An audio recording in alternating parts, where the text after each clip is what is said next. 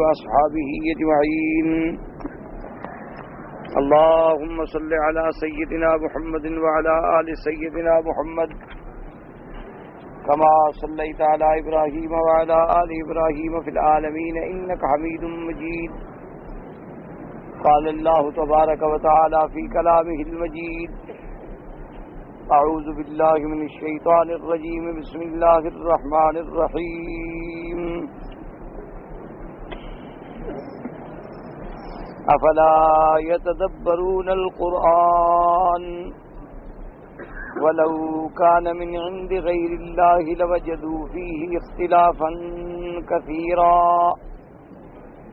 وإذا جاءهم أمر من الأمن أو الخوف أذاعوا به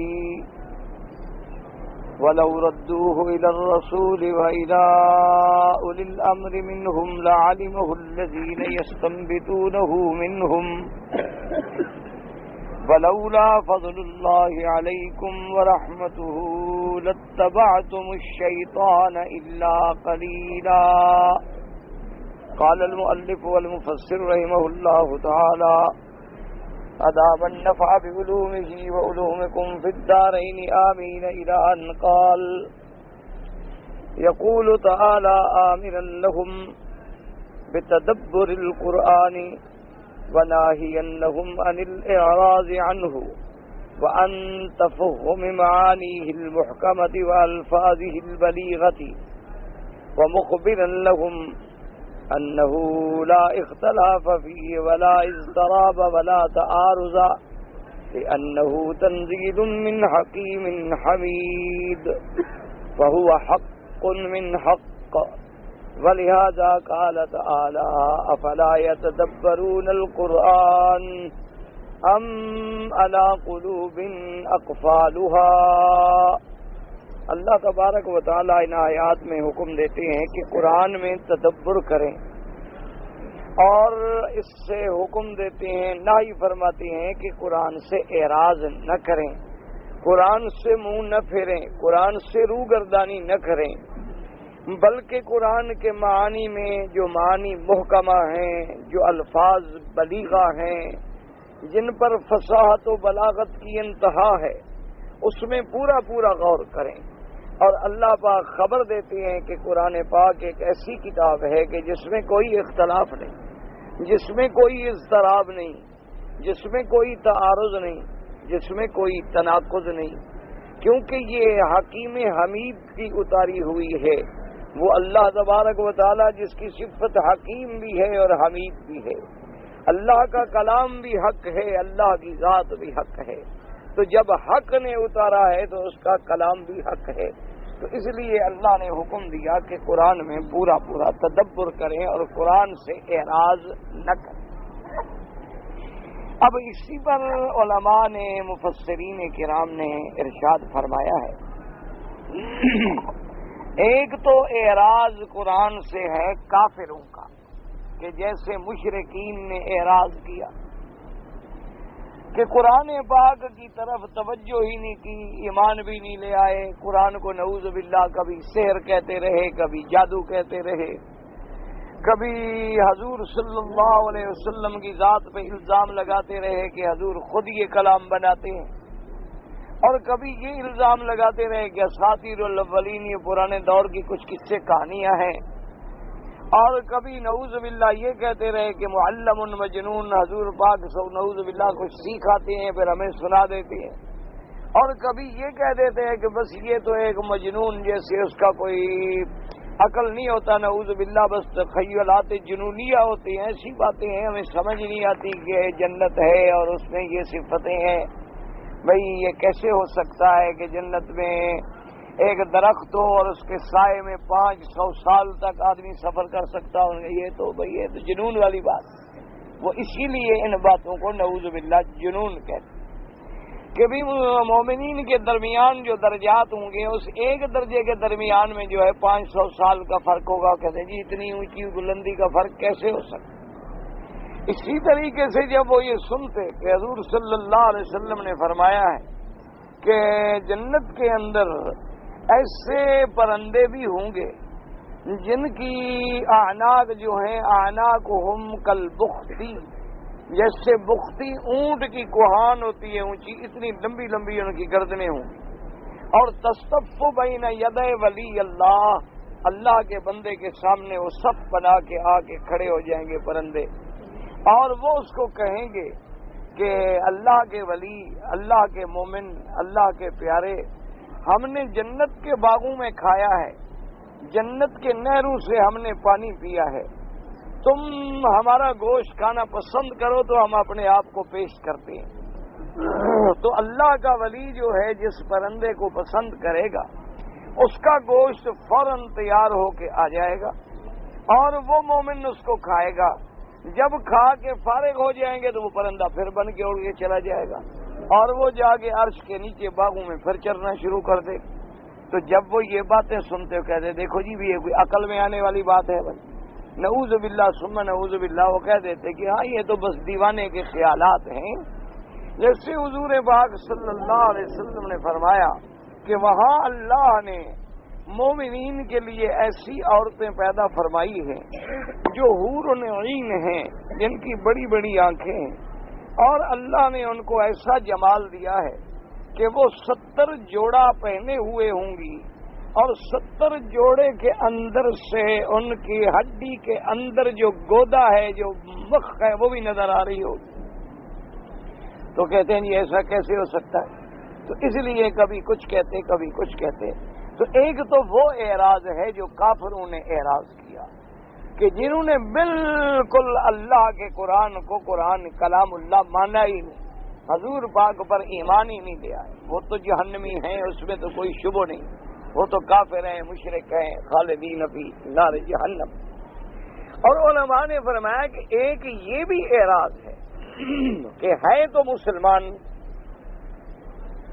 اور یہ بھی ایمان ہے کہ قرآن اللہ کا کلام ہے، یہ بھی اس کا ایمان ہے، اور یہ بھی ایمان ہے کہ حضور سرکار مدینہ صلی اللہ علیہ وسلم اللہ کے سچے نبی ہیں، یہ بھی ایمان ہے. لیکن اس کے باوجود قرآن پہ عمل نہیں کرتا، قرآن کے احکام پہ نہیں چلتا، تو یہ بھی اعراض ہے. اللہ تبارک و تعالی معاف فرمائے، یہ بھی اعراض. اچھا، اور بعض لوگ ایسے ہیں کہ قرآن پہ ایمان بھی ہے، قرآن مقدس کے بڑے بڑے احکام پہ عمل بھی ہے، لیکن پھر بھی قرآن میں غور نہیں کرتے. تو یہ بھی نوع من الاعراض ہے، چونکہ لفظ اعراض جو ہے نا وہ بڑا عام ہے. من اعرض عن ذکری فإن له معیشۃ ضنکا ونحشره يوم القیامة اعما قال رب لم حشرتنی اعما وقد كنت بصیرا قال كذلك اتتك آیاتنا فنسیتها وَكَذَلِكَ الْيَوْمَ تُنْسَى. اللہ نے فرمایا کہ جن لوگوں نے اعراض کیا میرے قرآن پاک سے، اللہ ان کی زندگانی میں بھی تنگی پیدا فرماتے ہیں، اور ہم قیامت کے دن بھی ان کو اندھا کر کے اٹھائیں گے، اور وہ کہیں گے کہ مولا کریم ہمیں اندھا کیوں کیا گیا ہے؟ تو اللہ فرمائیں گے میری نشانیاں، میرے قرآن کی آیات سب تمہارے پاس آئیں، تم نے اس پر تدبر نہیں کیا، غور نہیں کیا، ایمان نہیں لے آئے، تو آج ہم نے بھی اپنی رحمت سے تمہیں بھلا دیا. تو اس لیے ایک تو اعراض ہے کفار و مشرکین کا، اللہ بچائے، اور ایک اعراض یہ ہے کہ جیسے آج کل ہم مسلمان ہیں، غافل ہیں، پتہ ہی نہیں قرآن کیا کہتا ہے، اور کبھی ہم قرآن پڑھتے بھی ہیں تو بس ایسے کہ چلو بھی ایک منزل ہے، بس ایک عادت بن گئی ہے کہ صبح اٹھیں گے تو ایک پارہ قرآن کا پڑھ لیں گے، وہ اس کے پڑھنے میں اللہ رحمت فرمائیں ثواب ملے گا انشاءاللہ، تلاوت کا بھی ثواب ہے، قرآن دیکھنے کا بھی ثواب ہے. لیکن قرآن میں تدبر نہ کریں کہ قرآن ہمیں کیا کہتا ہے، اللہ نے قرآن کیوں اتارا ہے. اللہ پاک نے قرآن اسی لیے اتارا تھا کہ بس ہم قسمیں کھائیں. اللہ نے قرآن اسی لیے اتارا تھا کہ ہم تویز لکھ کر جھول جھول کے لوگوں کو پلاتے رہیں اور اپنے پیسے اور چاندی بناتے رہیں. اللہ نے قرآن اسی لیے دنیا میں بھیجا تھا کہ جب مردہ مر جائے تو اس کے اوپر پھروا دیں اور کچھ کپڑے لے کے مولوی صاحب شام کو گھر لوٹائیں. قرآن اسی لیے بھیجا گیا تھا، اسی لیے قرآن آیا تھا، اسی لیے اللہ پاک کے نبی نے پتھر کھائے، اسی لیے حضور مدنی سرکار کے دندان مبارک شہید ہوئے، اسی لیے حضور صلی اللہ علیہ وسلم کو کانٹوں پہ چلنا پڑا، اسی لیے حضور صلی اللہ علیہ وسلم کو جنگیں لڑنی پڑی، حضور صلی اللہ علیہ وسلم کو اپنے گھر چھوڑنے پڑے، حضور کو اپنے چچے ٹکڑے ٹکڑے کرانے پڑے، حضور صلی اللہ علیہ وسلم کے صحابہ شہید ہو گئے، بی بی سمیہ کو 2 حصوں میں تقسیم کر ڈالا گیا، صحابہ کو پھانسیوں پہ لٹکایا گیا۔ ایمان سے کہیں اسی لیے اگر ہوتا تو حضور فرماتے بھی تم اپنا کام کرو، ہم ایک کونے میں لکھ کے طویل لکھتے رہیں گے، اپنا کام چلاتے رہیں گے، تو کیا جھگڑا تھا؟ کوئی لڑائی تھی؟ تو قرآن کیوں آیا تھا دنیا میں؟ قرآن کو اللہ نے کیوں اتارا تھا؟ کبھی ہم نے غور کیا؟ کبھی قرآن پڑھتے ہوئے ہم نے غور کیا ہے قرآن ہمیں کیا دعوت دیتا ہے؟ قرآن ہمیں کون سا عقیدہ سکھلاتا ہے؟ قرآن کس شرک کی تردید کرتا ہے اور کس توحید کا سبق دیتا ہے؟ قرآن پاک ہمیں نبوت اور رسالت کے بارے میں کس ایمان کی دعوت دیتا ہے؟ قرآن پاک ہمیں آخرت، قیامت، جزا، سزا کے بارے میں کیا فلسفہ رکھتا ہے؟ قرآن پاک ہمیں وعد اور وعید کی کن کن وادیوں میں گزارتا ہے؟ قرآن پاک کی ترغیب و ترہیب کے کون کون سے ابواب ہیں؟ قرآن پاک میں کہاں کہاں تخویفات دنیاوی ہیں، کہاں کہاں تخویفات اخروی؟ تو اس لیے اللہ نے فرمایا فلا یتدبرون القرآن، کیوں نہیں تم میرے قرآن کے معنی میں غور کرو، اور کیوں نہیں تم قرآن کے لفظوں کی بلاغت کو دیکھو؟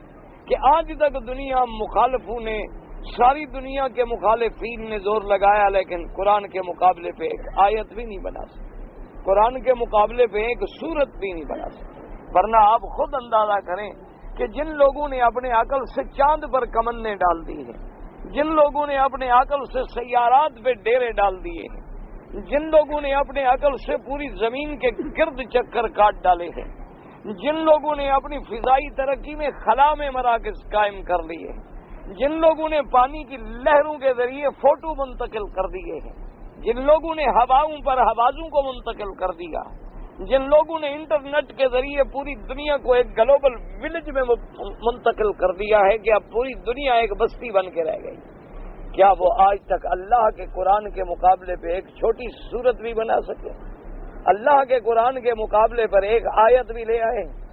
اللہ کے قرآن کی ایک آیت کا جھٹلا بھی سکے ہیں کہ جی قرآن نے یہ خبر دی تھی اور غلط ہے؟ آج تک دنیا کی کوئی طاقت، بلکہ الحمدللہ ثم الحمدللہ یہ تو ہوا ہے کہ بڑے بڑے سائنسدان، بڑے بڑے سائنٹسٹ، بڑے بڑے پروفیسر، بڑے بڑے اسکالر، بڑے بڑے مفکرین نے جب قرآن کے دعوی پہ غور کیا ہے تو ان کو ماننا پڑا ہے کہ قرآن سچ کہتا ہے۔ یہ تو ہوا ہے کہ قرآن نے اپنی تصدیق کرا دی، قرآن پاک کا ہر دعویٰ سچا ثابت ہو رہا ہے، قرآن پاک کی ہر خبر جو ہے وہ سچی ثابت ہو رہی ہے، لیکن کسی بات کی تکذیب نہیں ہو سکی۔ تو جب یہ بات واضح ہے تو ثابت ہوا کہ یہ اللہ کا کلام ہے۔ وَلَوْ كَانَ مِنْ عِنْدِ غَيْرِ اللَّهِ لَوَجَدُوا فِيهِ اخْتِلَافًا كَثِيرًا، اگر یہ اللہ کا کلام نہ ہوتا تو اس میں تعارض ہوتا، اللہ کا کلام نہ ہوتا تو تناقض ہوتا، اللہ کا کلام نہ ہوتا تو اس میں اضطراب و اختلاف ہوتا، اللہ کا کلام نہ ہوتا تو اس میں کوئی نہ کوئی بات تو نعوذ باللہ کمزور ہوتی، کسی نہ کسی بات میں تو لچک ہوتی۔ لیکن یہ ایسا قرآن ہے کہ جیسے اترا تھا اسی طرح تر و تازہ ہے، اور اس کی ہر خبر جو ہے صدق ہے، ہر خبر جو ہے حق ہے۔ اس لیے فرمایا فلا یتدبرون القرآن ام علی قلوب اقفالها، اللہ نے فرمایا کیا یہ قرآن میں غور نہیں کرتے، کیا ان کے دلوں پہ تالے پڑ گئے؟ تو یہاں سے معلوم یہ ہوا کہ جیسے دلوں پہ مہریں لگ جاتی ہیں، جیسے دلوں پہ ختم آ جاتی ہے، ختم اللہ علی قلوبہم وعلی سمعہم وعلی ابصارہم غشاوۃ، جیسے اللہ فرماتے انا جعلنا علی قلوبہم اکنۃ ان یفقہوا وفی آذانہم وقرا، جیسے اللہ تبارک و تعالیٰ فرماتے ہیں کلا بل ران علی قلوبہم، اللہ نے فرمایا ان کے دلوں پہ مہریں لگ گئی، ان کے دلوں پہ پردے آ گئے، ان کے آنکھوں پہ پردے آ گئے، یہ حق بات نہیں دیکھ سکتے، یہ حق کا راستہ نہیں دیکھ سکتے۔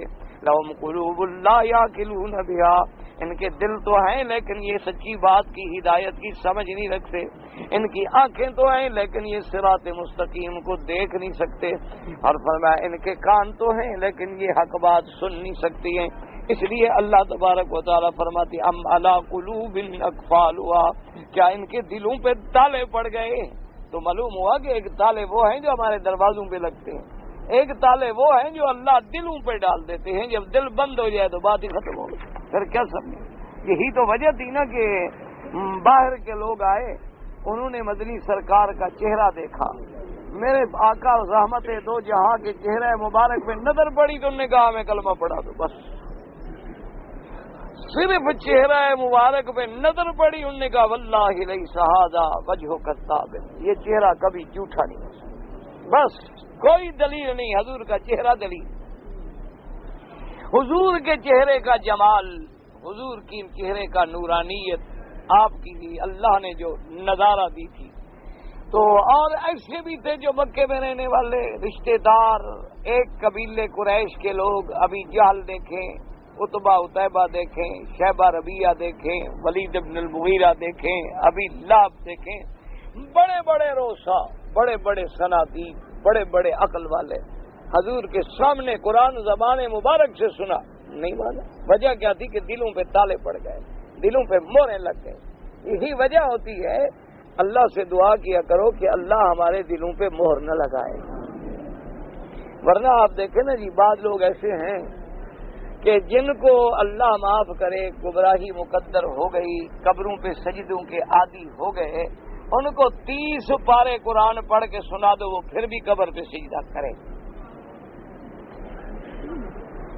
جتنا مرضی آئے مسئلے سمجھاؤ، وہ کہے گا بس جی چھوڑو جی، بس ہمارا باپ دادا یہاں پر آتے تھے، ہمیں تو بس جو کچھ ملتا ہے ادھر سے ملتا ہے۔ سارا قرآن کھول کے سنا کے پڑھ کے سمجھا کے بیٹھ جاؤ، کہے گا نہیں۔ وجہ کیا ہے؟ یاد رکھو کہ دل پہ مہر لگ جاتی ہے، پھر بات سمجھ نہیں آتی، اور جب اللہ راضی ہو جاتا ہے، اسی لیے تو اقبال مرحوم نے کہا تھا نا کہ بلال از حبش صہیب از روم، کہنے لگا عجیب، ابو جہل ز مکہ نیچے بلّہ جبیس، انہوں نے کہا خدا کی شان دیکھو کہ بلال حبش سے آئے، حبشی ہو، اور مدنی سرکار کا ایسا لاڈلا غلام بنے کہ حضور فرمائے کہ تیری آواز تو میں نے جنت میں سنی، اور صہیب روم سے آیا اور غلام محمد مصطفیٰ بنے، اور ابو جہل جس نے پیدا ہونے سے لے کر 40 سال تک میرے مدنی پاک کو اپنی آنکھوں سے دیکھا،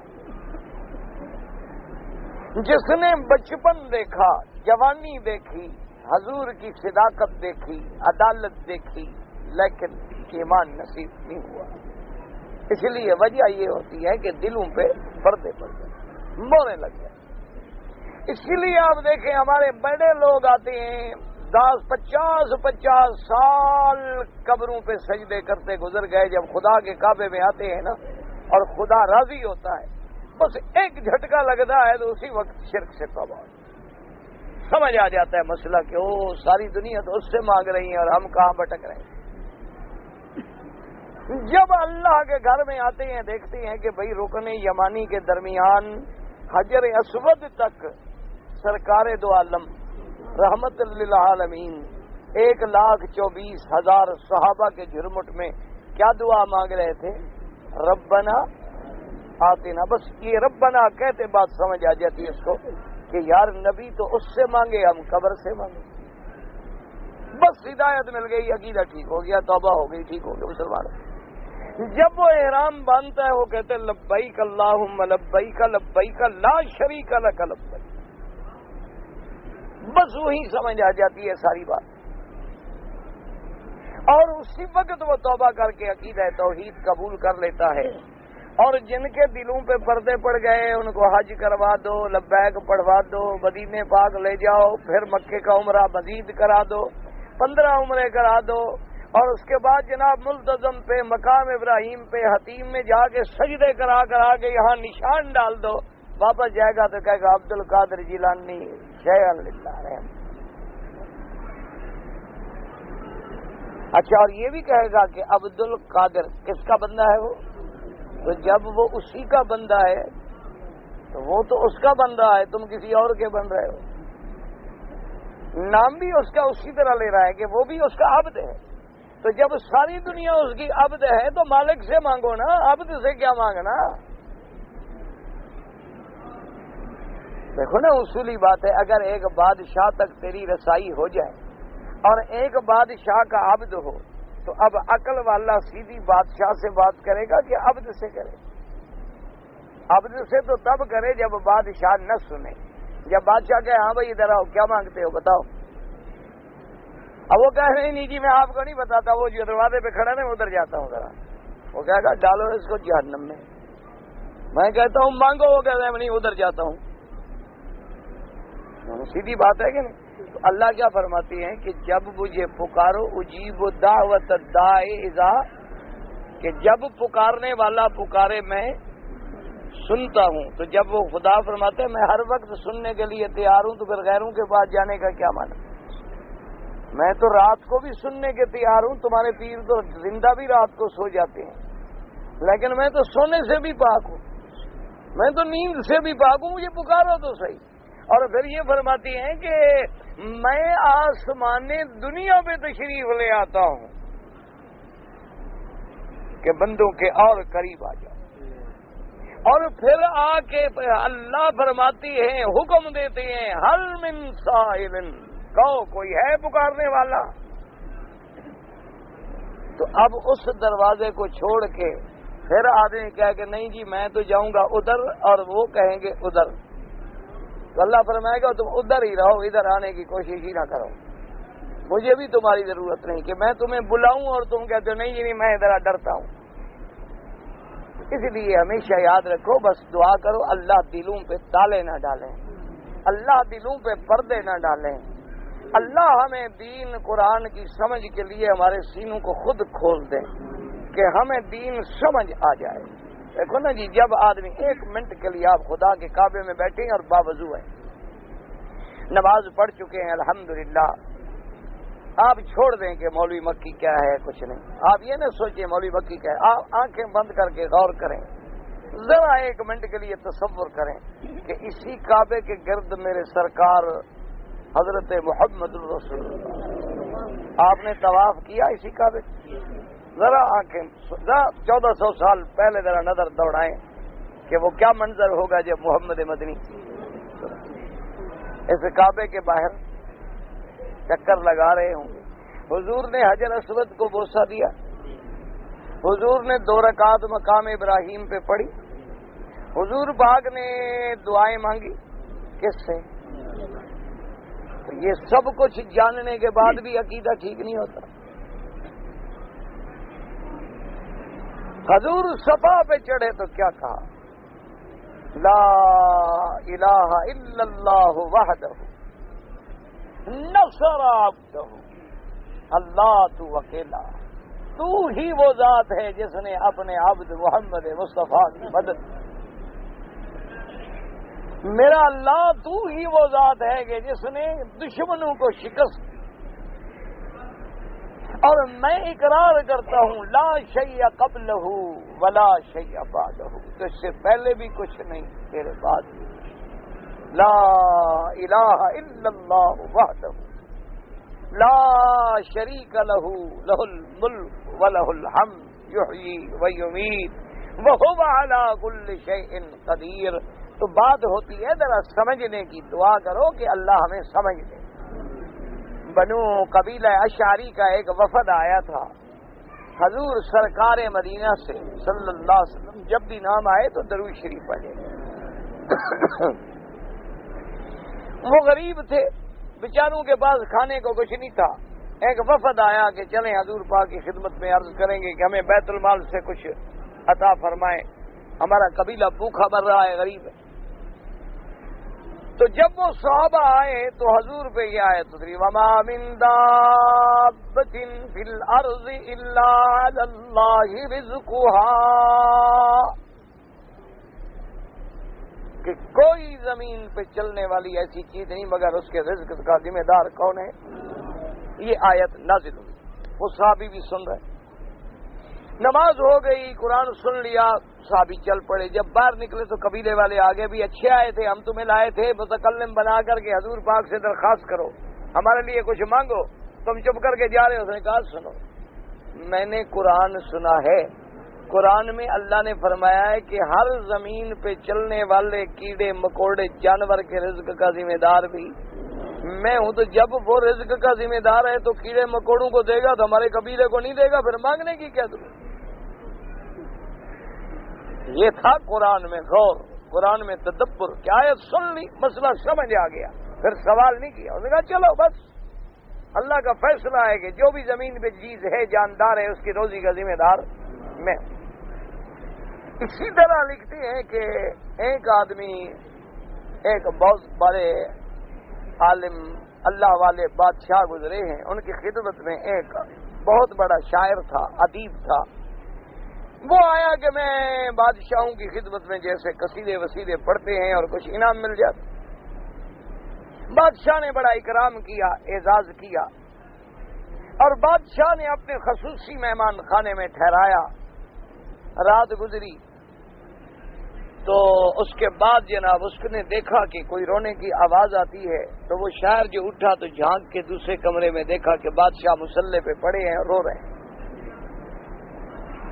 خیر صبح نماز پڑھی، اس نے کہا حضرت اجازت۔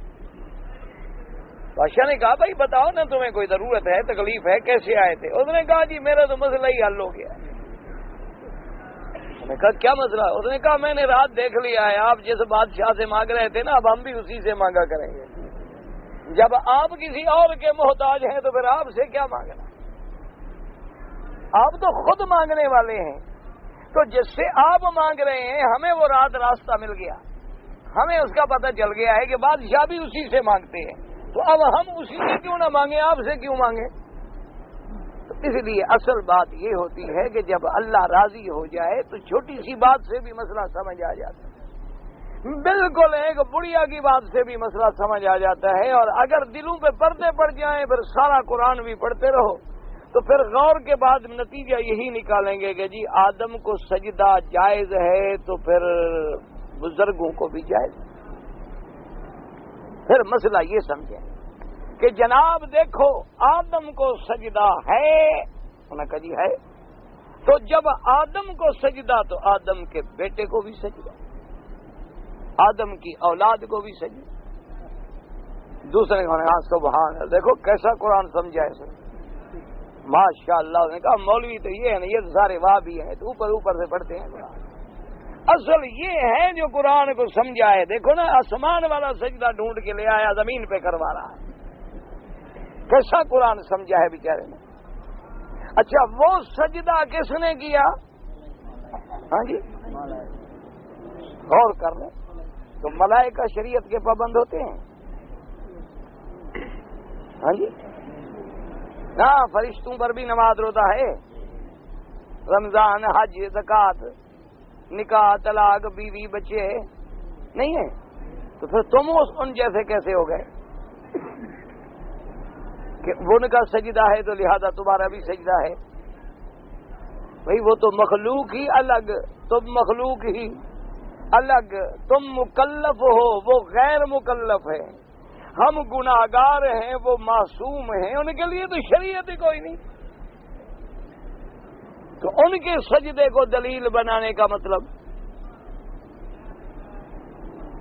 اچھا جی اب جناب اس کے بعد آئیں، ملائکہ نے آدم علیہ السلام کو جو سجدہ کیا اپنی مرضی سے یا اللہ کے حکم سے؟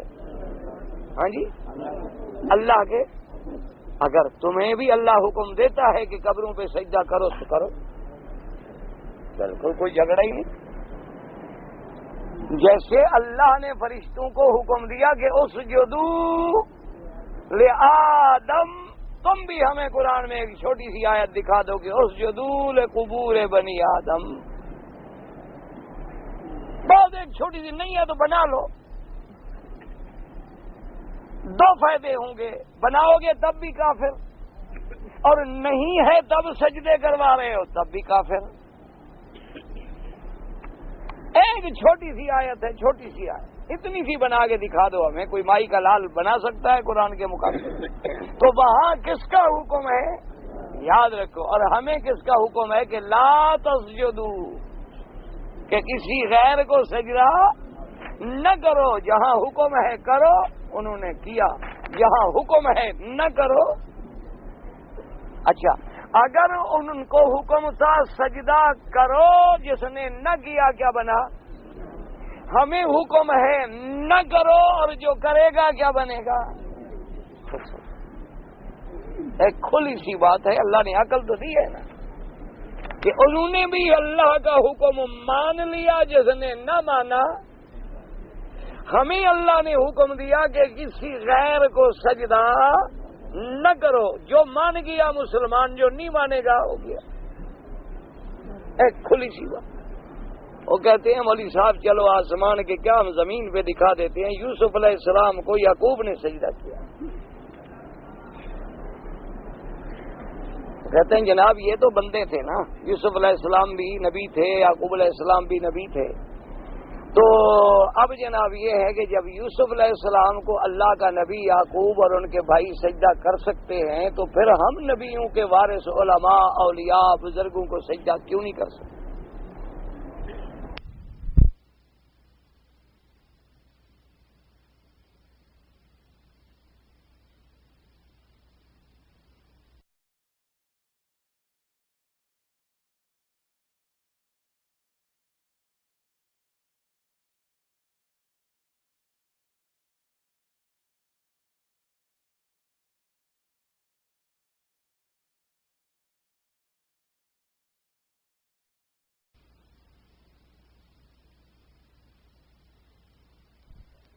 دیکھو قرآن سمجھ رہے ہیں نا حضرات، وہ کہتے ہیں قرآن سمجھنا یہ ہے، یہ وہابی تو اوپر سے پڑھتا ہے۔ اچھا جی ٹھیک ہے، اچھا اب مجھے ذرا ٹھنڈے دل سے یہ سمجھائیں کہ تم جن کو سجدہ کرتے ہو ان کو اپنے سے بڑا سمجھتے ہو یا چھوٹا؟ ہاں جی، نہ وہ بڑے ہیں تم بڑے ہو، تو یہاں تو الٹا ہو رہا ہے، یوسف بڑا ہے کہ یعقوب بڑا ہے؟ بھائی یعقوب علیہ السلام باپ ہے یوسف، تو شان کس کی زیادہ ہوتی ہے؟ تو سجدہ تو یوسف کو کرنا چاہیے تھا، نہ کہ نہیں سمجھ آئی بات؟ آگے یہ سمجھ میں خدا کرے آ جائے تو پھر میرا تو کام ہو گیا، ایک آدمی کو بھی عقیدہ سمجھ آ جائے تو جنت تو بن گئی۔ سمجھو مسئلہ، شان کس کا زیادہ تھا؟ یعقوب علیہ السلام۔ یعقوب علیہ السلام نبی بھی ہے اور باپ بھی ہے، یوسف علیہ السلام بیٹا ہے، لیکن سجدہ تو بیٹے کو کرنا چاہیے تھا، نہ کہ، تو معلوم ہوا یہ وہ کوئی سجدہ وہ نہیں، وہ ہوتا تو پھر بڑے کو چھوٹے کرتے، یہ جو چھوٹے کو بڑا کرا رہا ہے یہ معلوم ہوتا ہے کسی اور کا حکم ہے۔ تو کس کا خواب تھا وہ؟ آگے انہوں نے کیا کہا کہ یا ابت ھذا تأویل رؤیایا من قبل قد جعلها ربی حقا، میرے ابا یہ وہ خواب ہے جو میں نے دیکھا تھا اس کی تعبیر ہے، اور نبی کا خواب بھی وحی ہوتا ہے، نبی کا خواب بھی وحی ہوتا ہے، یعنی پیغمبر جو خواب دیکھیں وہ ایسے ہے جیسے اللہ ان پہ وحی اتارے، کیونکہ نبی کے خواب میں شیطان دخل نہیں دے سکتا، ہر بندے کے خواب میں شیطان دخل دے سکتا ہے، لیکن اللہ کے نبی معصوم ہیں، پاک ہیں، ان کی نیند میں بھی شیطان دخل نہیں دے سکتا، تو یہ بھی اللہ کا حکم تھا، اس لیے کہا قد جعلها ربی حقا، میرے رب نے میرے اس خواب کو آج پورا کر دیا ہے۔ اگر تمہیں بھی کوئی حکم ہے تو آمنا و صدقنا، اور حکم نہیں ہے تو پھر جھگڑے کی بات ہی نہیں۔ اس لیے قرآن کہتے ہیں مجھ میں ذرا غور کرو، کیا تمہارے دلوں پہ تالے پڑ گئے؟ املا قلوب اقفالھا، کیا دلوں پہ تالے ہیں کہ قرآن پڑھ رہے ہو؟ قرآن کہتے ہیں ایاک نعبد و ایاک، روز نماز میں پڑھتے ہو ایاک نعبد و ایاک نستعین، تیری ہی عبادت کرتے ہیں، تجھ ہی سے مدد چاہتے ہیں، اہدنا الصراط المستقیم، اسی سے ہدایت مانگتے ہو، اور جب مدد تجھ سے مانگتے ہیں تو پھر یا علی مدد کا کیا مطلب؟ یا پیر یا دستگیر یا غوث مدد کا کیا مطلب؟ ایاک نعبد، اس لیے قرآن کیا تالے پڑ گئے دلوں پہ؟ غور نہیں کرتے ہو؟ روز قرآن پڑھتے ہو، روز قرآن میں یہ فاتحہ پڑھتے ہو، وہی نماز میں کھڑے کھڑے فاتحہ بھی پڑھے اور غیروں کو بھی پکار رہے ہو، اس لیے قرآن افلا یتدبرون القرآن ام علی قلوب اقفالها، کیا ان کے دلوں پہ تالے پڑ گئے ہیں؟ وَلَوْ كَانَ مِنْ عِنْدِ غَيْرِ اللَّهِ، اے لوگوں سمجھو اگر یہ اللہ کا کلام نہ ہوتا تو اس میں تو پھر بڑے بڑے اختلاف ہوتے، یہ اگر بنایا ہوا ہوتا، کسی بندے کی گھڑی ہوئی بات ہوتی تو اس کے اندر کئی جھول ہوتے، اس کے اندر کئی باتیں ہوتی۔ اب دیکھا نہیں کہ جیسے مسیلمۃ بن الکذاب جس نے نبوت کا دعویٰ کیا، اس نے کہا مجھ پر بھی اللہ کی وحی اترتی۔ ایک نبی گزرا ہے، اس کا نام تھا مسیلمۃ الکذاب، جیسے آپ کے ہاں ایک گزرا ہے مسیلمہ پنجاب قادیانی، اس پر بھی فرشتہ آتا تھا۔ قادیانی جو ہے نا وہ کہتے ہیں مجھ پر بھی فرشتہ آتا۔ اس سے پوچھا اچھا جی اس فرشتے کا نام کیا ہے؟ اس نے کہا ٹیچی۔ بھئی انگریزی نبی ہو تو فرشتہ بھی تو انگریزی آئے گا۔ اللہ کے نبی جو تھے وہ سچے تھے، عربی تھے، تو فرشتہ بھی جبریل آیا نا۔ یہ جو آخر انگریزی نبی تھا تو فرشتہ کہاں عرب والا آتا؟ تو فرشتہ بھی تو ادھر سے آنا تھا نا، تو اس لیے وہ ٹیچی آتا تھا ان کی خدمت میں۔ ہاں وہ اچھا، اور مسلمہ جو تھا اس نے بھی کہا، اس نے کہا جی مجھ پر بھی فرشتہ آتا ہے، واہ آتی۔ انہوں نے کہا اچھا۔ سارے ساتھی ایک دن اس کے بیٹھے تھے، صحابی اس کے ملعون، اس کے ماننے والے، انہوں نے کہا کہ بات یہ ہے کہ تمہارے اوپر بھی بھائی ہے؟ اس نے کہا بھائی بھائی۔ انہوں نے کہا پھر تم بھی ہمیں سناؤ اللہ کا کلام۔ اس نے کہا بالکل۔ تو اس نے قرآن شریف میں پڑھی تھی نا سورۃ الفیل، تو عرب تو تھا، وہ بھی عربی کا، عرب کے علاقے کا تھا، یمامہ کا تھا۔ تو اس نے کہا مجھ پہ جو قرآن اترا ہے نا وہ اس طرح ہے کہ الفیل وما الفیل وما ادراک ما الفیل ذنبہ کثیر وخرطومہ طویل۔ اس نے کہا مجھ پہ جو قرآن اترا ہے وہ یہ ہے کہ ہاتھی کیا ہوتا ہے؟ ہاتھی جس کی دم چھوٹی ہوتی ہے، سونڈ لمبی ہوتی ہے۔ تو جو ساتھیوں نے کہا یہ کمرے کے اندر ہی پڑھنا۔ انہوں نے کہا ہم تو ہے نا تیرے ساتھی، ہمیں تو پہلے ہی پتا ہے کہ تم لانتی ہو، جھوٹے ہو، لیکن یہ کمرے کے باہر پڑھو گے نا تو عربی مار مار کے گنجا کر دیں گے تمہیں۔ وہ تو عرب زبان کے شاعر ہیں، وہ تو بڑے بڑے ادیب ہیں، فصیح ہیں، وہ جب سنیں گے الفیل وما الفیل وما ادراک ما الفیل ذنبہ کثیر وخرطومہ طویل، تو وہ تو تمہیں ایسا سیدھا کریں گے کہ نبوت تو نبوت تمہاری ساری کھلڑی اتار لیں۔ یہ قرآن ہے بدبخت جو تم پہ اترا ہے۔ تو اسی طرح اللہ تبارک و تعالیٰ معاف فرمائے، تو اللہ نے فرمایا کہ اگر یہ اللہ کا کلام نہ ہوتا تو پھر اس میں بھی تو کوئی نہ کوئی جھول ہوتا، اس میں بھی تو کوئی نہ کوئی اختلاف ہوتا، کوئی نہ کوئی تناقض ہوتا، لیکن الف سے لے کر یہ تک پڑھ جاؤ، مجال ہے کہ قرآن پاک میں کوئی ایک تعارض بھی نکال لو۔ اس لیے فرماتے لو کان مفتعلا مختلقا، اگر یہ بنایا ہوا ہوتا، کما یقولہ من یقول من جہلۃ المشرکین والمنافقین فی بواطنہم لوجدوا فیہ اختلافا ای اضطرابا وتضادا کثیرا ای وہذا سالم من الاختلاف فهو من عند اللہ کما قال تعالی مخبرا عن الراسخین فی العلم حیث قالوا آمنا به کل من عند ربنا۔ اللہ تبارک و تعالی نے ارشاد فرمایا کہ جیسے کہ مشرکین کے جاہل، منافقوں کے جاہل اپنے دلوں میں کہتے ہیں کہ یہ قرآن گھڑا ہوا ہے، اگر ان کی بات سچی ہوتی تو پھر خود بدبختو اس میں کوئی نہ کوئی بات تو غلط ہوتی، کیونکہ جو بات بنائی جائے، دیکھو نا جی، سچ بولا جاتا ہے، جھوٹ بنایا جاتا ہے۔ اب جھوٹ کو جتنا بناؤ کہیں نہ کہیں تو جھول آ جائے گا نا، اصولی بات۔ لیکن سچ میں بولتے جائیں سچ سچ ہے، اس میں کچھ نہیں ہوتا۔ تو اللہ پاک نے فرمایا کہ اگر یہ بندے کا کلام ہوتا، اس میں اضطراب ہوتا، اس میں تضاد ہوتا، اور یہ تو اختلاف سے بھی سالم ہے، یہ اللہ کا کلام ہے۔ جیسے اللہ نے فرمایا کہ جو راسخ فی العلم ہے، جو صحیح معنوں میں عالم ہے، وہ کہتے آمنا بہ کل من عند ربنا، وہ کہتے ہیں ہمارا ایمان ہے، آیات محکمات ہیں، آیات متشابہات، سب ہمارے اللہ کا کلام، وہ ہر آیت کو محکمات کی روشنی میں دیکھتی ہیں۔ اور اس کے بعد ہے محکم و متشابہ حق فلہذا ردوا المتشابہ الی المحکم فاہتدوا والذین فی قلوبہم زیغ ردوا المحکم الی المتشابہ فغووا ولہذا مدح تعالی الراسخین وذم الزائغین۔ اللہ نے فرمایا کہ جو راسخین فی العلم ہیں وہ اگر کوئی آیات متشابہات ہوں تو ان کو محکمات کی روشنی میں دیکھتے ہیں، اور جن کے دلوں میں بیماری ہے، کجی ہے، نفاق ہے، کھوٹ ہے، وہ کیا کرتے ہیں؟ محکمات کو بھی متشابہات کے نیچے لے آتے ہیں، لہذا وہ گمراہ ہو جاتے ہیں۔ اس لیے اللہ تبارک و تعالیٰ نے ان لوگوں کی تعریف کی ہے جو مومن ہیں، جو قرآن پہ ایمان لانے والے ہیں، اور جو جمی متشابہات محکمات پر ایمان رکھتے ہیں اور متشابہات کو محکمات کی روشنی میں دیکھتے ہیں، اس لیے اللہ نے ان کی مدح فرمائی ہے۔ دعا کریں اللہ ہمیں بھی صحیح معنوں میں مومن بنا دیں، اللہ ہماری ظاہری باطنی روحانی جسمانی پریشانیاں بیماریاں دور فرمائیں، اللہ ہر بیمار کو شفا عطا فرمائیں، ہر پریشان کی پریشانی دور فرمائیں۔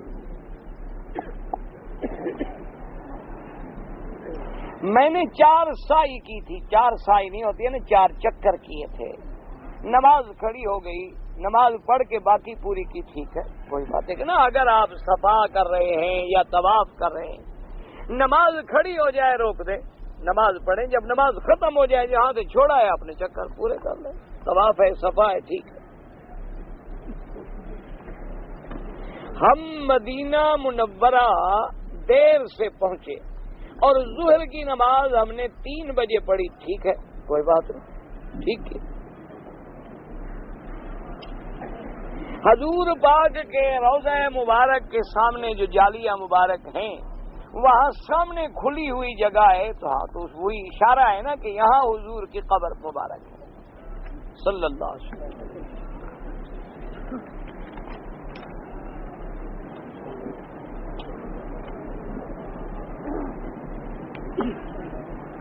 اگر کوئی شخص اپنی بیوی سے نعوذ باللہ یعنی الٹی جانب سے بدفعلی کرے تو وہ ملعون ہے۔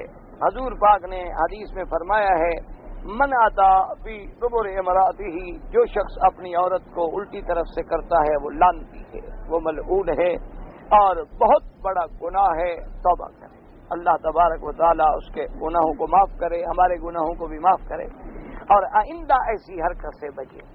اسلام نے یہ اجازت دی ہے کہ میاں بیوی جس طرح چاہیں کھڑے لیٹے بیٹھے وہ، لیکن فاتو ہر سکم، وہی جگہ استعمال کریں جو کھیتی کی جگہ ہے جہاں بچہ پیدا ہوتا ہے، اس کے علاوہ باقی جو ہے وہ سب حرام۔ حضور پاک نے بھی پابندی فرما دی کہ فی سمام واحد کے سوراخ تو صرف وہی استعمال ہوگا جہاں سے بچہ پیدا ہوگا، باقی جو ہے وہ حرام۔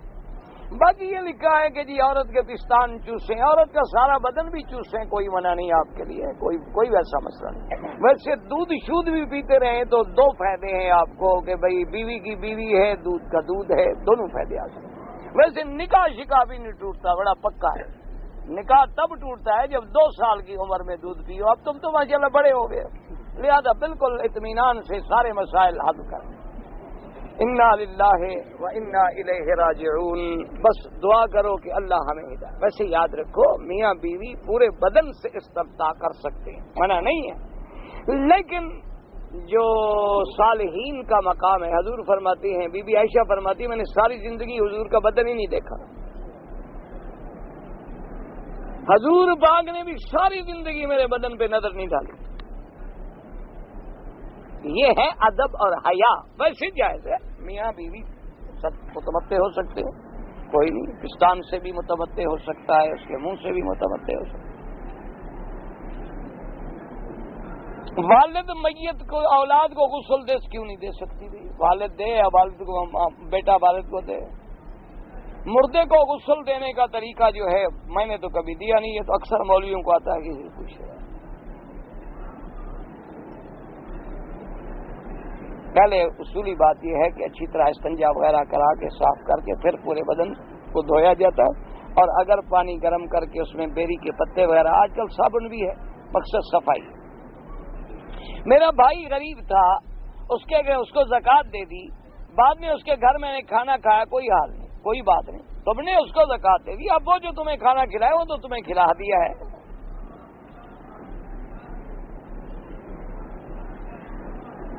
جن ایمان والوں کو نیکیوں کے مقابلے میں گناہ زیادہ اگر ہوئے اور عذاب دینے کے بعد جنت میں لائیں گے، وہ بھی اصحاب الیمین ہے۔ اصحاب الیمین نہ ہوں تو جنت میں کبھی آئیں گے ہی نہیں، ایک موٹی بات ہے نا۔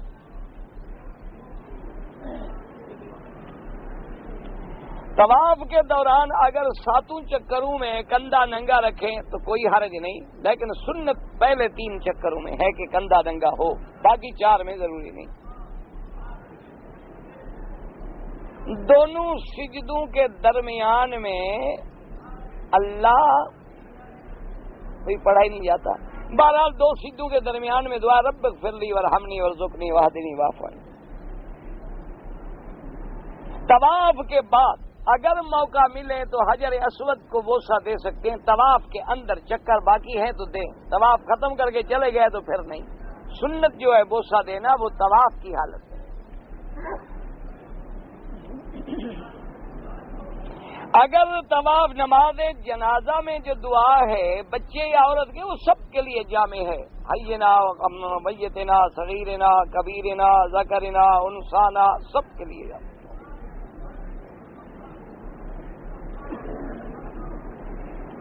ہاں حرم کے حدود میں 1 لاکھ ملتا ہے تو کعبے میں بھی، ہاں کعبہ بھی تو حرم ہے، یہاں بھی 1 لاکھ ملتا ہے، لیکن جماعت سے نماز پڑھیں تو پھر 27 لاکھ تک بھی بڑھ سکتا ہے۔ ایک آدمی نے ایک وقت میں 3 طلاق دیا، فتویٰ لکھ کر مفتی سے حاصل کریں فتویٰ۔ قبروں کے لیے سفر کرنا جائز ہے ناجائز ہے؟ کیا مانا مقصد یہ ہے کہ یہاں سے کوئی آدمی اس نیت سے سفر کرے کہ میں اجمیر شریف قبر کی زیارت کے لیے جا رہا ہوں تو یہ سفر ناجائز ہے۔ اگر اجمیر میں ہے پھر چلا گیا کوئی حرج نہیں، لیکن ایک ملک سے دوسرے ملک میں اسی نیت سے جانا جو ہے وہ شریعت میں منع ہے۔ کسی لڑکی سے میں فون پر نکاح کرنا چاہتا ہوں، فون پر نکاح نہ کریں، ایک تو آواز بدل جاتی ہے اور دوسرا لڑکی بھی بدل سکتی ہے۔ آج کل تو ماشاءاللہ مسلمان بھائی ہمارے بڑے تیز ہیں، پاسپورٹ بدل دیتے ہیں، ٹکٹ بدل دیتے ہیں، فوٹو بدل دیتے ہیں، تو بڑی بڑی بلائیں ہیں ماشاءاللہ۔ تو ایک میرے اپنے ساتھی کے ساتھ واقعہ ہوا، سفارش کرنے والا بھی میں تھا، اللہ ہدایت دے، میرے بڑے تعلق والے آدمی ہیں، نیک آدمی، اتنی بڑی داڑھی، تہجد گزار۔ میں نے ایک دوست سے کہا ان کو جہاز پہ چڑھا دو، بیچارے بڑے پریشان تھے، اس نے جہاز پہ چڑھا دیا۔ مجھے جناب فون کیا کہ جی آپ کے حکم کی تعمیل ہو گئی ہے، ہم نے ان کو بھیج دیا، بڑی مہربانی، میں نے جناب کئی دفعہ شکریہ ادا کیا۔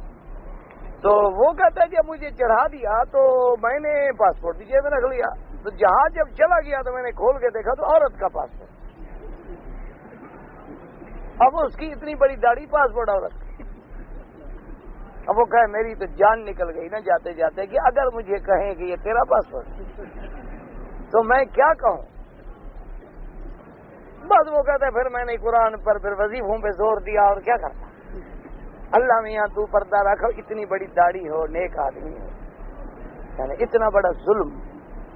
پھر اس کو میں نے کہا یار تم نے، کہتا جی ایک تو آپ کا کام کرتے ہیں پھر آپ ناراض بھی ہوتے، میں کہا یار یہ اچھا کام ہے، تم نے ایک عورت کا پاسپورٹ دے دیا اس بزرگ کو، وہ اللہ والا آدمی ہے، نیک آدمی ہے، تہجد گزار ہے، اور پھر اس سے اگر پوچھے وہ کبھی جھوٹ بھی نہیں بولے گا، سچی بات کہے گا کہ میرا نہیں ہے۔ وہ کہتا ہے جی ہم کیا کریں، اتنے سال سے یہاں پھر رہا تھا، اس کے بعد تو تھا نہیں، اور میں کیا کرتا، میں نے اس کو چڑھا دیا، چڑھا تو دیا نا، اپنے ملک پہنچ جائے گا تو آگے کو پھانسی تھوڑی دے دیں گے اس کو،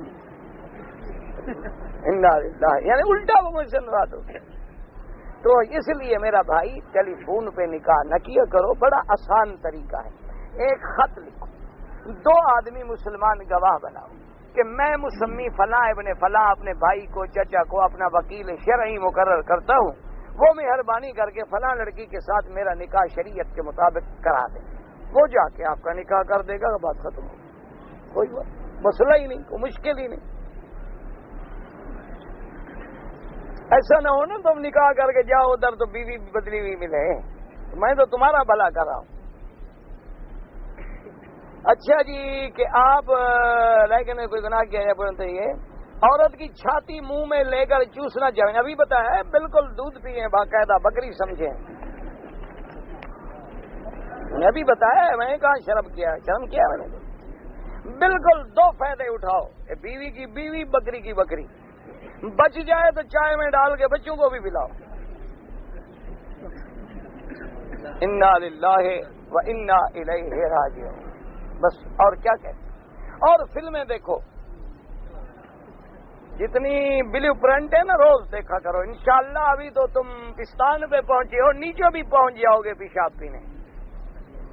فکر نہ کرو, ترقی کر رہے ہو نا. اللہ کے بندے کچھ شرم کرو.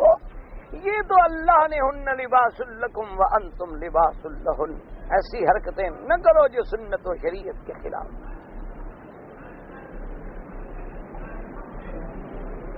اگر عورت کے ساتھ لیٹ گیا کوئی چیز کھائے وضو کر کے, اگر دوسری دفعہ اپنی بیوی کو ملنا چاہے تو مل سکتا ہے, کوئی منع نہیں. افضل تو ہے کہ غسل کرے ورنہ وضو کر کے. آج کل کون وضو کرتا ہے؟ میں نے حرم کی حدود سے باہر سے حج افراد کا احرام باندھا, مینا چلا گیا, قربانی نہیں کی, کوئی حرج نہیں. طواف زیارت کر لیا, ٹھیک ہو گیا. حج افراد پہ بکری واجب نہیں ہوتی, کر دیتے ثواب تھا, نہیں کیا کوئی حرج نہیں. اگر ظہر کی نماز سے پہلے جو 4 سنتیں ہیں ہم 2 رکعت کر کے پڑھیں بالکل ٹھیک ہے, افضل ہے. 4 اکٹھی پڑھیں تب بھی جائز ہے, کوئی بات نہیں. وطر اگر 2 رکعت سلام پھیر کے جو 1 رکعت الگ پڑھتے ہیں وہ بھی ٹھیک ہے. تینوں ملا کے پڑھیں وہ بھی ٹھیک ہے. سنن النسائی میں ساری حدیثیں لکھی ہوئی ہیں. خانہ کعبہ میں امام جو ہیں 2 طرف کھڑے ہوتے ہیں, حالات کے مطابق ہے. اکثر وہ دروازہ مبارک کی طرف ہوتے ہیں جہاں مقام ابراہیم والی طرف. کبھی گرمی ہو تو پھر اس طرف بھی کھڑے ہو جاتے ہیں جہاں مقبری بنی ہوئی. اپنے بیٹے کا نام آدم رکھ سکتے ہیں. نام رکھنے سے کوئی باپ بیٹا نہیں بن جاتا, بیٹا باپ نہیں بن جاتا.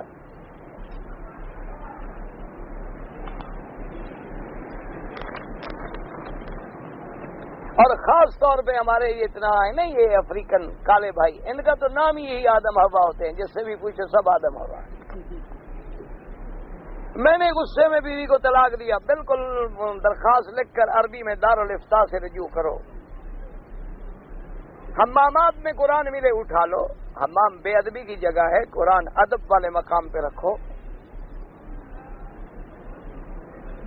میں جب بھی کوئی چیز یاد کرتا ہوں تو بھول جاتا ہوں. تو بھائی بھولنا تو انسان کی فطرت ہے. نسیہ آدم و نسیہ ذریت. ہمارا ابا آدم جو بھول گیا تو ہم بھی تو بھولیں گے. آدم علیہ السلام بھی تو بھول کے درخت کھا بیٹھے نا, تو ہم نے بھی تو بھولنا ہے. باقی نسیان کا علاج میرے پاس تو ہے کوئی نہیں. مشکات شریف کے آخر میں ایک دعا آئی ہے, وہ دعا حدیث پاک میں ہے, وہ دیکھ کے اگر پڑھ لیں انشاءاللہ تو پھر نسیان نہیں ہوتا. وہ لمبی دعا ہے اس لیے میں دوہرا نہیں رہا.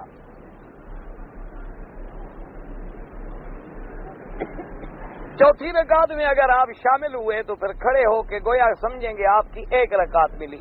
اٹھ کے 1 رکعت پڑھ کے پھر بیٹھ جائیں گے, لہذا 2 ہو گئی. پھر کھڑے ہو کے 2 پڑھیں.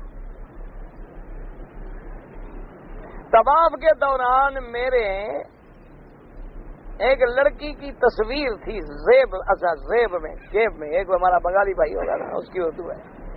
تو پتہ نہیں کس لڑکی کی, دوسرے کی لڑکی کی یا اپنی لڑکی کی, یہ بھی تو لکھتے نا ساتھ. بہرحال نماز تو اللہ کرے ہو جائے گی, آئندہ تصویریں نہ رکھا کرو.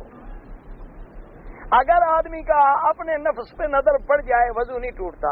ہاتھ لگنے سے احناف کے نزدیک نہیں ٹوٹتا, اہل حدیث علماء کے نزدیک ٹوٹ جاتا ہے.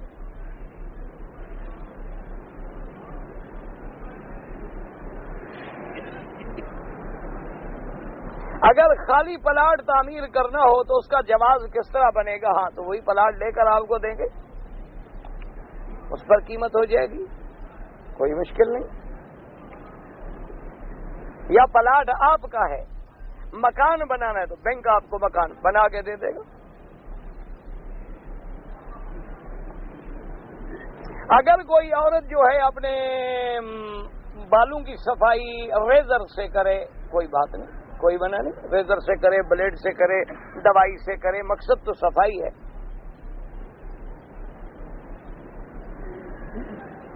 میرے بھائی کے گھر میں ضرورت کی چیزیں موجود ہیں لیکن 2 سال سے بے روزگار ہیں. زکوٰۃ دے سکتے ہیں, جب ضرورت ہے ہی نہیں ان کو کیوں دیں؟ جب ضرورت کی سب چیزیں ان کے گھر میں موجود ہیں تو صرف بے روزگار ہونا تو کوئی دلیل نہیں.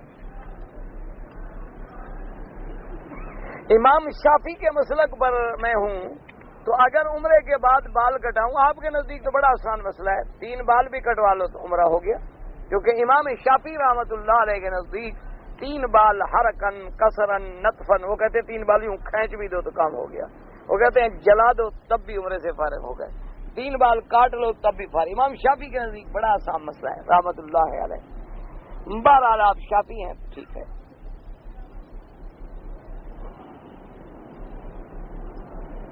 میں جو لوگ بدعت کرتے ہیں ان کو زکوٰۃ وغیرہ دیتا، زکوٰۃ نہ دیا کرو، زکوٰۃ دینا بدعت والوں کو گناہ ہے۔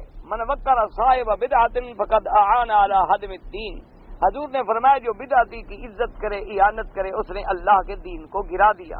تو جب تم ان کی مدد کرو گے تو وہ اور بدعت پھیلائیں گے نا۔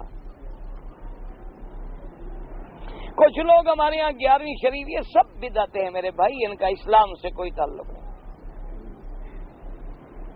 اگر دعوت اسلامی والے مدینہ منورہ کو میٹھا مدینہ کہتے ہیں کوئی بات نہیں، جیسے عربی منورہ کہتے ہیں، وہ محبت سے کہتے ہیں مدینہ میٹھا ہے، اچھی بات ہے، کوئی ایسی بات ہے، یہ کوئی جھگڑے کی باتیں نہیں ہیں، یہ تو محبت کے الفاظ ہیں، ہر آدمی اپنی اپنی زبان میں ادا کرتا ہے۔ عربی میں کہتے ہیں مدینہ منورہ، مکہ مکرمہ، زادہ اللہ شرفن و بہا، اسی طرح کوئی کہے پیارا مدینہ، کوئی کہے میٹھا مدینہ، تو کوئی ایسی بات نہیں، یہ تو محبت کی بات ہے۔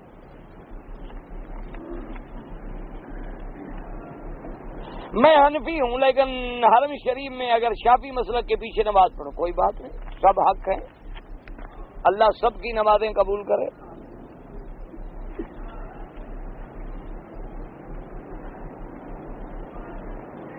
میں اصل میں پڑھا ہوا تو نہیں ہوں، میں نے داڑھی رکھی ہوئی ہے، لوگ مجھے آگے کر دیتے ہیں، سمجھتے ہیں مولوی ہے، داڑھی کا اتنا بھی عزت تو ہے نا کہ باوجود ان پڑھ ہونے کے بھی تمہیں داڑھی نے مولوی بنا دیا ہے۔ اس سنت کا اندازہ کرو، تو اگر تم نبی کی ساری سنتوں پہ عمل کرو تو تمہیں کیا ملے گا؟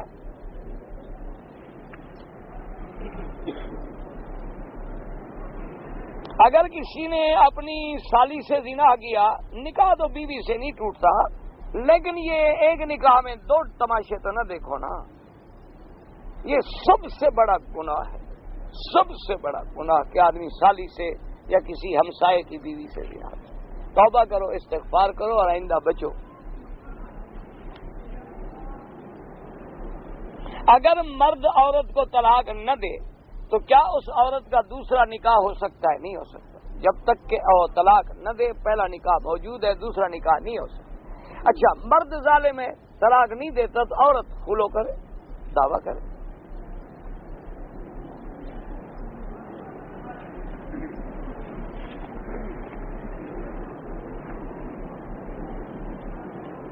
حضور سرکار پاک صلی اللہ علیہ وسلم جس براق پہ تشریف لے گئے، مسجد اقصیٰ میں اس کے نشان ہیں، میں نے تو نہیں دیکھے بھائی، اور نہ میں نے کسی حدیث مبارک میں پڑھے ہیں۔ اتنا حدیث میں موجود ہے کہ جب براق پہ حضور تشریف لے گئے تو جبریل علیہ السلام نے اس صخرہ پہ ایسے انگلی رکھی، اس میں سوراخ ہو گیا، تو اس سوراخ سے براق میں رسی ڈال کے براق کو باندھ دیا، تو وہ تو نشان کا ذکر حدیث میں ہے، لیکن براق کے نشان کہیں ہوں یہ ذکر کسی حدیث مبارک میں نہیں۔ حرم شریف کی طرف منہ کر کے نماز پڑھنے کا حکم معراج سے پہلے فرض ہوا یا معراج کے بہت بعد؟ وہ تو مدینے میں حکم ہوا، معراج ہوا میرے مدنی پاک کو مکے میں، پھر حضور سرکار تشریف لے گئے ہجرت کر کے مدینہ، اور مدینہ منورہ میں بھی 17 مہینے تک حضور نے نمازیں بیت المقدس کی طرف پڑھی، پھر جا کے حکم آیا فول وجہ کا شطر المسجد الحرام۔ اللہ اکبر، اللہ اکبر، اللہ صلی علی سیدنا محمد وعلی آلہ سیدنا محمد۔ یا اللہ یا